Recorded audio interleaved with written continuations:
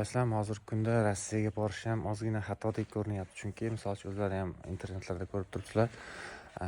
Hozirgi kunda Rossiyada Ukraina bilan urush sababidan immigrantlarga munosabat o'ta qattiq o'zgargan. Oldingidaqa emas.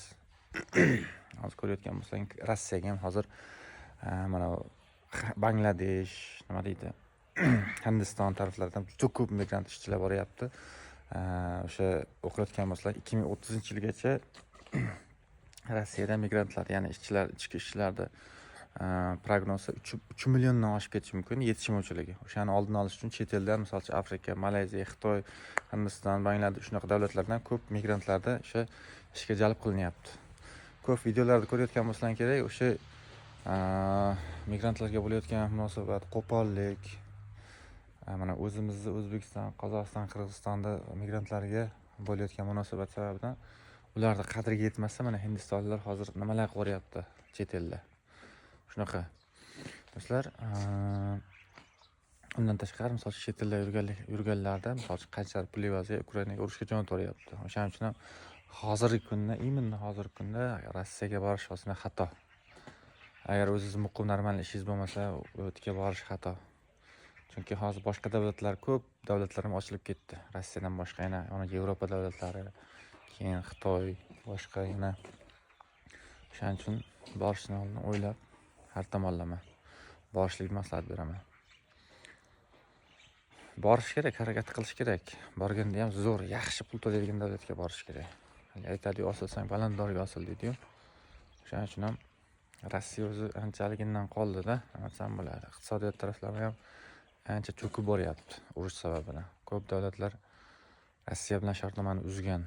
Rossiya hozir iqtisodiyoti ancha tushib ketgan pastga. Shunaqa do'stlar. Agar kanalda yangi bo'lsanglar, obuna bo'lib qo'yinglar, like bosinglar. Qanaqa savollar bo'lsa bemalol yozib qoldiringlar. Qor kerakmi? Mana qor. Bugungi sizlar bilan qisqacha bir nimani ulashmoqchiman. Misol uchun chetda o'zim ancha yillar yurdim.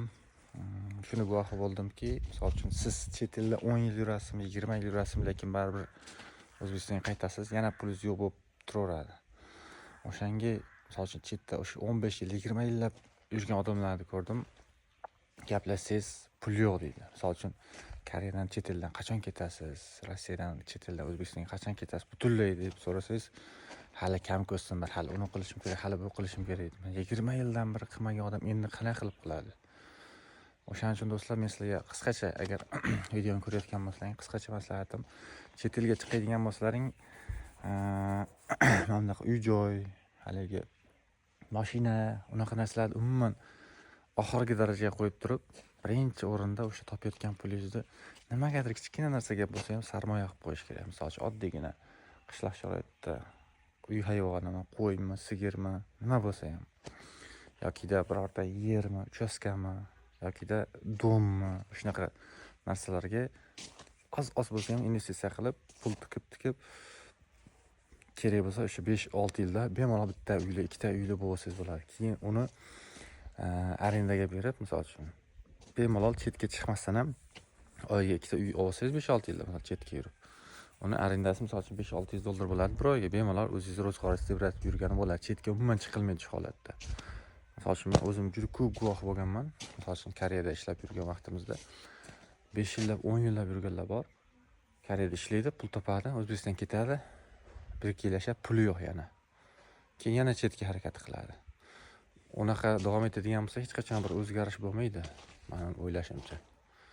O'shaning uchun oldindan ko'p narsalarda o'ylab, unaqa uy-joy, mol-mulklarga, misol uchun uyimni remont qilaman, uy solaman, unaqa qilmasdan, o'sha realniy bir pul kelib turadigan narsaga investitsiya qilingan yaxshi.